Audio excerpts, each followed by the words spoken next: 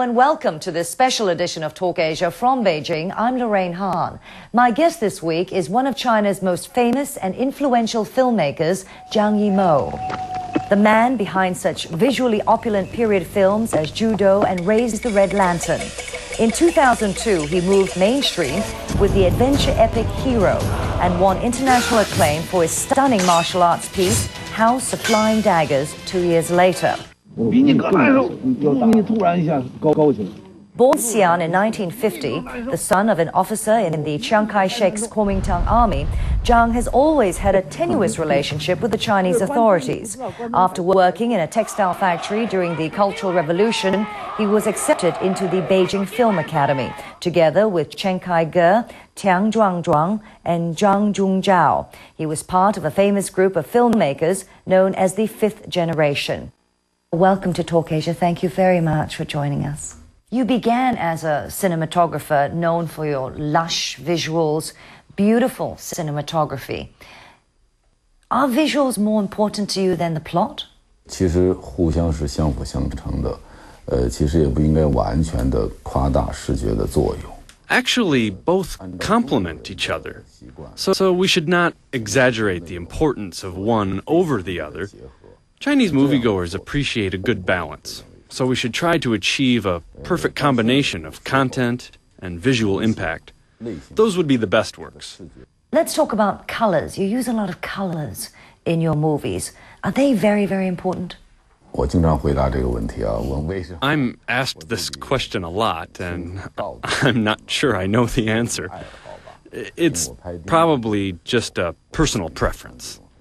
Ever since I made my first movie, I've tended to use very strong and rich colors and visuals, and this hasn't changed. Maybe it's because I'm Northern Chinese. I was born and I grew up in the northern part of China, and I was heavily influenced by the local folk art and the local environment there.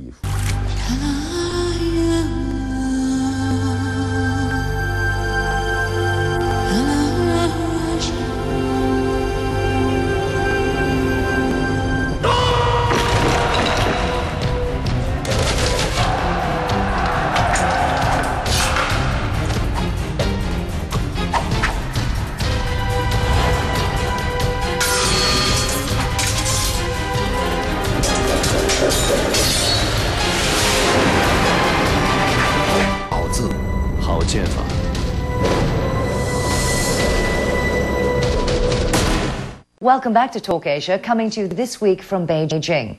A lot of the fifth generation work was considered a thinly veiled criticism of the Chinese government. Is this really the case? Do you consider yourself a political filmmaker?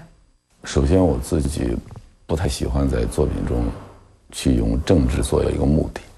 Personally, I don't deliberately put political messages into my works.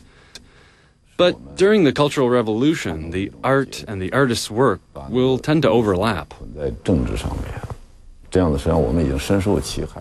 A lot of people suffered during that period. The art suffered and the country suffered.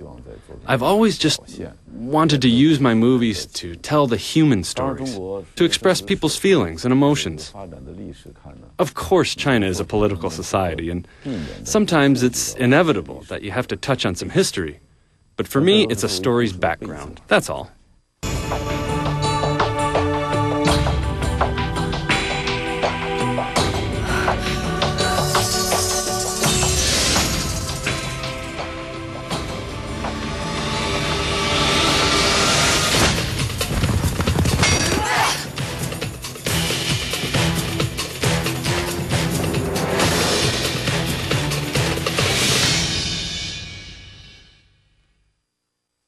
Now, you've worked with some beautiful leading ladies.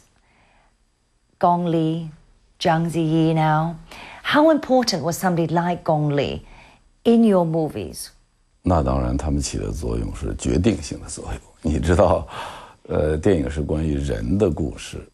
Actually, they've played a very determining role, an extremely important role in all my movies, because, you know, movies are not just about beautiful images or pictures or sceneries. They're also about human emotions. You need good actors to bring your movies to life. I'm so glad I've had the opportunities to work with Gong Li and Zhang Ziyi. The coincident side of this story is that I found both of them from the same academy. And at the time when I decided to cast them, both of them were in their second year of school. So they had rather similar beginnings. I'm very proud that today both of them have become internationally famous actresses. You've dabbled in other projects, opera, for example, Turandot. Is that something you want to do more of? Of course, I hope I can have more opportunities to do these different types of work or endeavors. I see them as challenges in my career. 同时呢，在2006年的12月份，谭盾的一个新的歌剧。For December 2006, Tan Dun, the famous Chinese composer, has invited me to be the director of his opera, which will be staged at the Metropolitan Opera House in New York. So I'm very happy to have more opportunities to work in this new area. There is a famous story about how you bought your first camera. How did you buy it? 当时我每个月只能攒5块钱，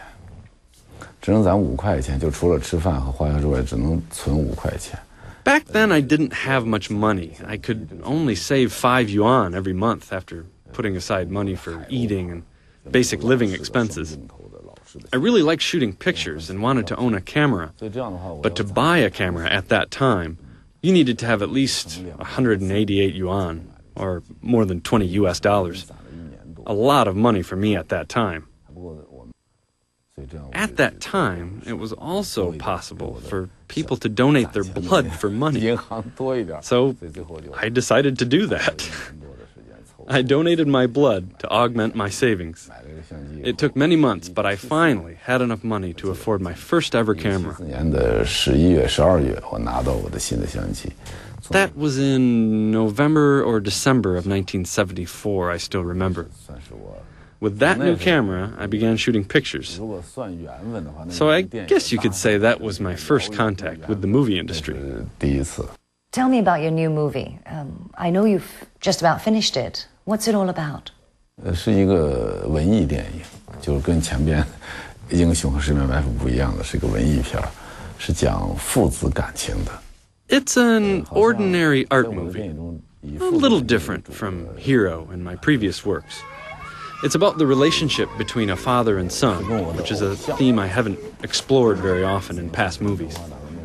I'm working with someone I really admire. 日本的，所以这个高仓健是我们年轻时候的偶像。When I was young, there was a very famous Japanese director whom I worshipped. I was a really big fan of his, and always dreamed of someday working with him. That dream has come true. It took me 5 years to write it, but I'm so happy I can realize a dream. Now I only hope that the audience will like it. Mr. Zhang, thank you very much. 谢谢你. We look forward to seeing your new movie.